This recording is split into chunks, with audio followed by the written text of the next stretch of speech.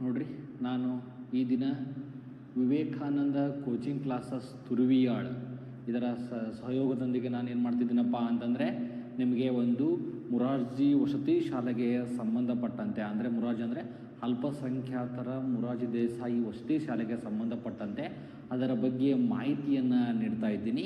ಆ ಮಾಹಿತಿ ನೋಡ್ರಿ, ಇದು ನಮ್ಮ ಶಾಲೆಯ ವಿವರವಾಗಿದೆ. ಆ ಮಾಹಿತಿ ಏನಪ್ಪ ಅಂತಂದರೆ, ಈಗ ನೀವು ಎಲ್ಲ ಪರೀಕ್ಷೆಯನ್ನು ಬರೆದಿದ್ದೀರಿ. 5ನೇ ತರಗತಿಗೆ ಸಂಬಂಧಪಟ್ಟಂತೆ ಎಲ್ಲ ಪರೀಕ್ಷೆಗಳು ಮುಗಿದವ.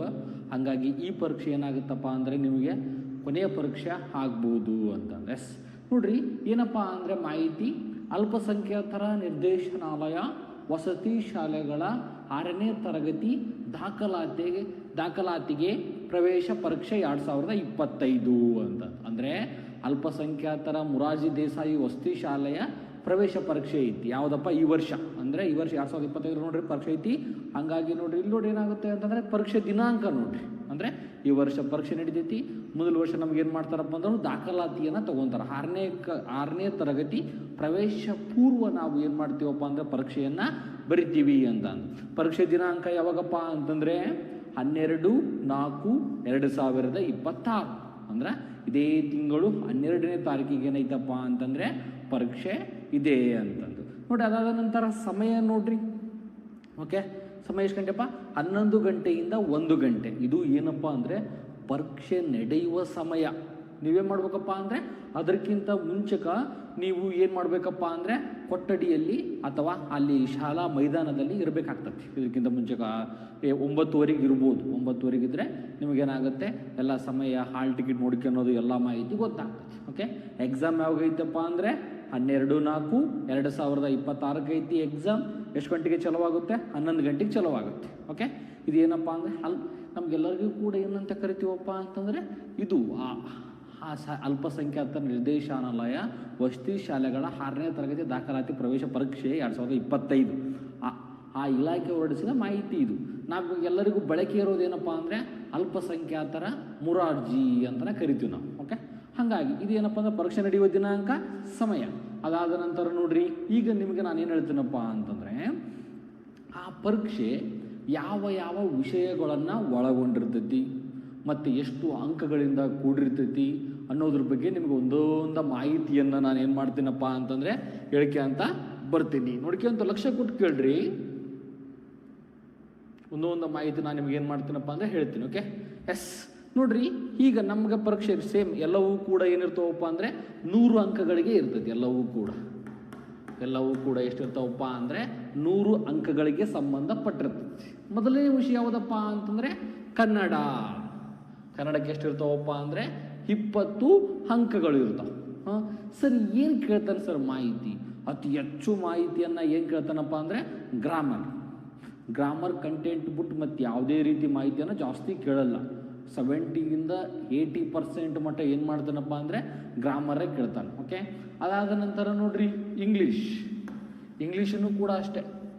ಒಂದು 70ರಿಂದ 80% ಮಟ್ಟ ಏನು ಪ್ರಶ್ನೆಗಳು ಬರ್ತಾವಪ್ಪ ಅಂದರೆ ಅಲ್ಲಿ ಕೂಡ ಇಂಗ್ಲೀಷ್ನಲ್ಲಿ ಗ್ರಾಮರೇ ಬರ್ತಾವೆ. ಓಕೆ, ನೀವು ನೋಡ್ರಿ, ಇದಕ್ಕೂ ಕೂಡ ಕನ್ನಡಕ್ಕೂ ಕೂಡ 20 ಮಾರ್ಕ್ಸ್, ಇಂಗ್ಲೀಷ್ಗೂ ಕೂಡ 20 ಮಾರ್ಕ್ಸ್.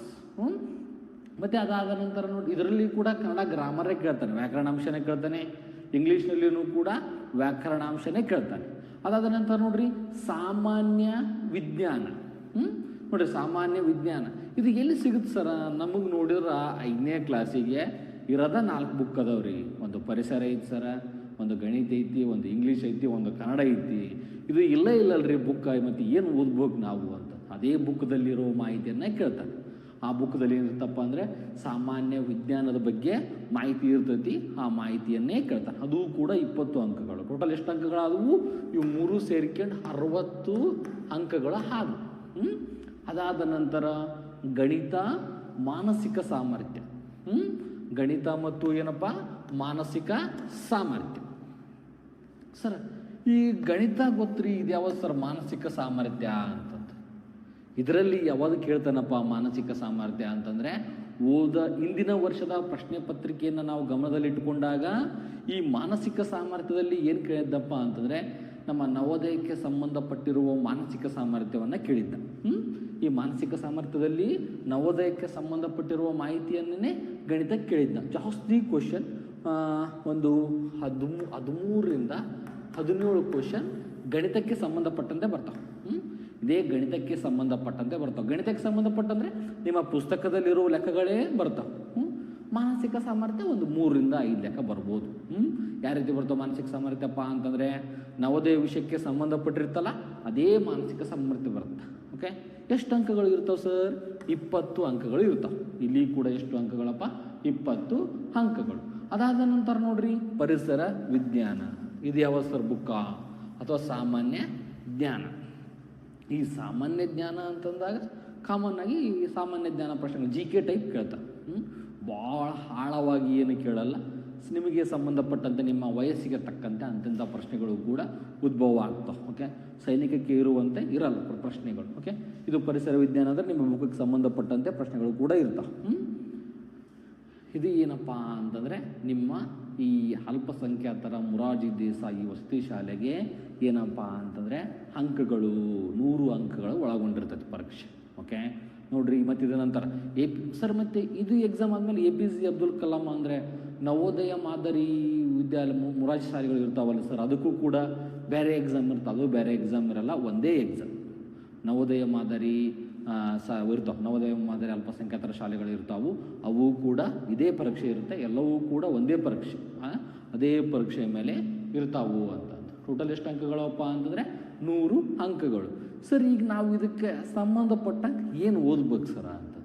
ಏನು ಓದ್ಬೇಕಪ್ಪ ಅಂದರೆ, ನೀವು ಮೊರಾರ್ಜಿ ಶಾಲೆಗೆ ಏನನ್ನು ಓದಿರಿ ನೋಡ್ರಿ, ಅವನ್ನ ಒಳ್ಳೆ ರೀಕಾಲ್ ಮಾಡಿದರೆ ಸಾಕು. ಅವನ್ನ ಓದ್ಕೊಂತ ಹೋಗ್ಬೇಕು.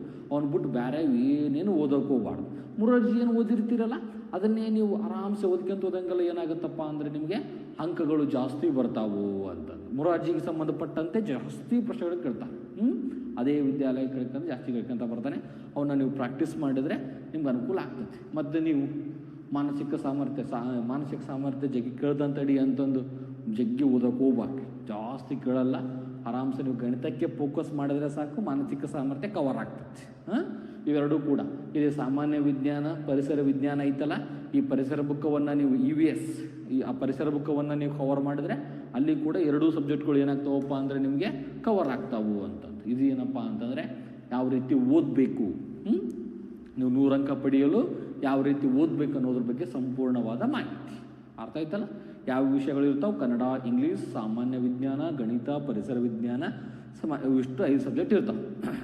ಸರ್, ಇಂಗ್ಲೀಷ್ ಮೀಡಿಯಮ್ ಹುಡ್ರಿ ಏನು ಮಾಡ್ಬೇಕ್ರಿ ಸರ ನಾವು ಅಂತ. ಇಂಗ್ಲೀಷ್ ಮೀಡಿಯಮ್ ಹುಡ್ರಿಗೂ ಕೂಡ ಕನ್ನಡ ಮೀಡಿಯಮ್ ಹುಡ್ರಿಗೂ ಕೂಡ ಎಲ್ಲರಿಗೂ ಕೂಡ ಒಂದೇ ಪತ್ರಿಕೆ ಇರ್ತೈತಿ.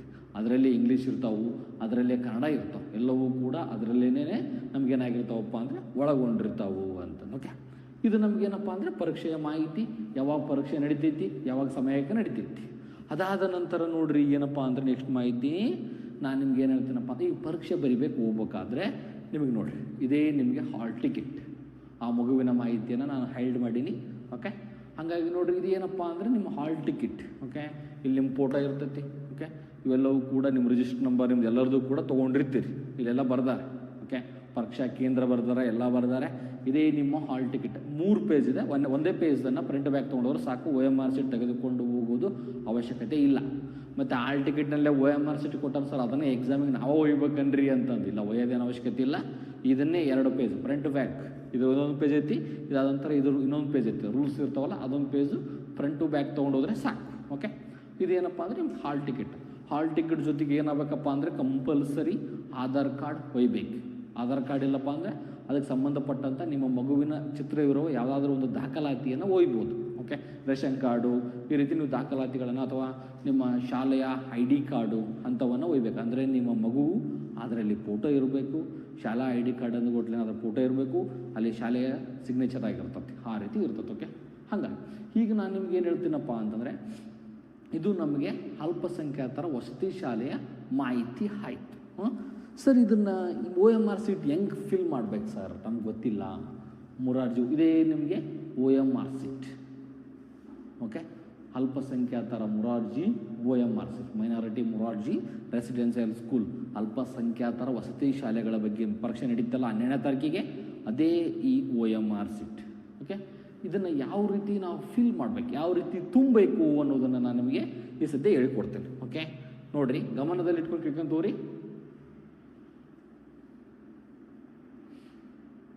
ಯಾವ ರೀತಿ ತುಂಬಬೇಕು ಅಂತ.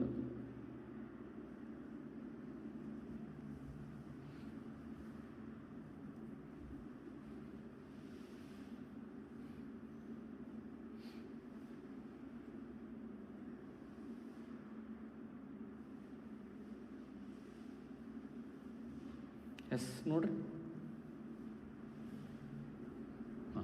ಇಲ್ಲಿ ರಿಜಿಸ್ಟರ್ ನಂಬರ್, ನಿಮ್ಮದು ರಿಜಿಸ್ಟರ್ ನಂಬರ್ ಇರ್ತೈತಿ. ಹಾಲ್ ಟಿಕೆಟ್ನಲ್ಲಿ ಏನಿರ್ತಾರಪ್ಪ ಅಂತಂದರೆ ರಿಜಿಸ್ಟರ್ ನಂಬರ್ ಕೊಟ್ಟಿರ್ತಾರೆ.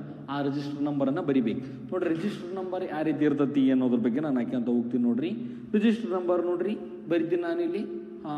ಒಂದು ಯಾವುದೋ ಒಂದು ಹುಡುಗನ ನಂಬರ್ ಬರಿತೀನಿ, 66164 ಅಂತ. ಓಕೆ, 61664 ಅಂತಂದು ಇದು ಆ ಮಗುವಿನ ರಿಜಿಸ್ಟರ್ ನಂಬರ್. ಎಷ್ಟು ಅಂಕೆ ಐತಿ ನೋಡ್ರಿ? 5 ಅಂಕೆ ಐತಿ.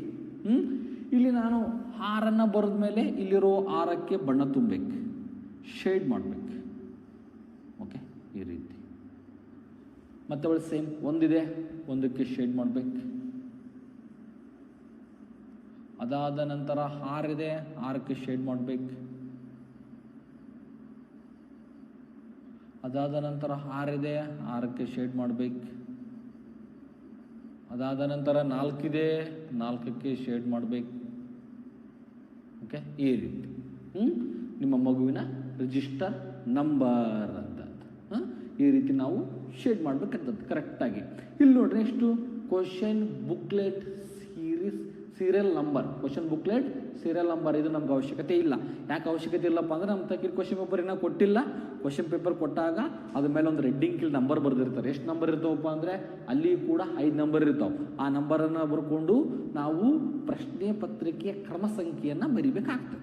ಓಕೆ, ಅದಾದ ನಂತರ ಎಕ್ಸಾಮ್ ಸೆಂಟರ್ ಕೋಡ್ ಅಂತಂದು ಇದು ನಿಮ್ಮ ಆಲ್ ಟಿಕೆಟ್ನಲ್ಲಿ ಕೂಡ ಇರ್ತೈತಿ. ಇದ್ರಾಗ ಏನು ಕೊಟ್ಟಾರಪ್ಪ ಅಂದರೆ RCR19 ಅಂತಂದು ಈ ರೀತಿ. ಇದರಲ್ಲಿ ನಿಮ್ಗೆ ಏನಾಗಿರುತ್ತಪ್ಪ ಅಂದರೆ ಪರೀಕ್ಷಾ ಕೇಂದ್ರದ ಸಂಕೇತ ಎಕ್ಸಾಮ್ ಸೆಂಟರ್ ಕೋಡ್ ಅಂತಂದು ಕೂಡ ಕೊಟ್ಟಿರ್ತಾರ.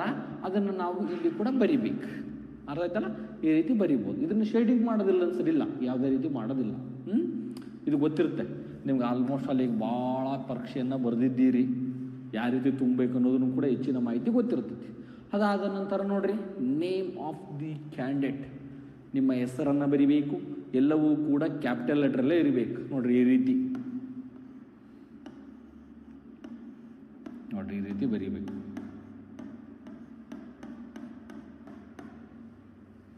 ಈ ರೀತಿ ಬರಿಬೇಕು. ಓಕೆ, ಈ ರೀತಿ ಕ್ಯಾಪಿಟಲ್ ಲೆಟರ್ನಲ್ಲಿ ನೀವು ಕರೆಕ್ಟಾಗಿ ನಿಮ್ಮ ಹೆಸರನ್ನು ಬರಿಬೇಕು.